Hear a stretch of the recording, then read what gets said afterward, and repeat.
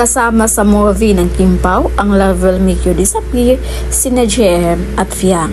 Ito ngayon ang excited na inabangan ng mga supporters ni na JM at Fiang. Kung dati, teaser pa lang ng music video nila na Wherever You Are, halos hindi na makatulog ang kanilang mga supporters. So how much more?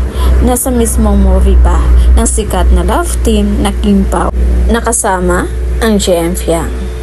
Marami din ang nahumaling sa kiligan ng tambalan ni na Kim Chiu at Paolo Abilino. Dahil in real life, parang may something din ang dalawang ito na wala nga lang paghamin sa publiko. Kaya sobrang kinilig din ang mga netizens sa tambalan ngayon ng Kim Pao. So sa movie nga ng Kim Pao, legit nakasama ang JM Fiang. Pero paunawa po sa lahat dahil alam kong marami ang excited at baka naman ma-disappoint kayo. Dahil sa movie na to, maiksi lang ang exposure ng role ng JM Fiang. Kagaya lang ng Saving Grace ni Kai. Hindi sila yung naging parte ng movie na mula umpisa hanggang sa matapos. Kaya pala, marami ang nagsabi na nakasintipid ang buhok ni Fiang.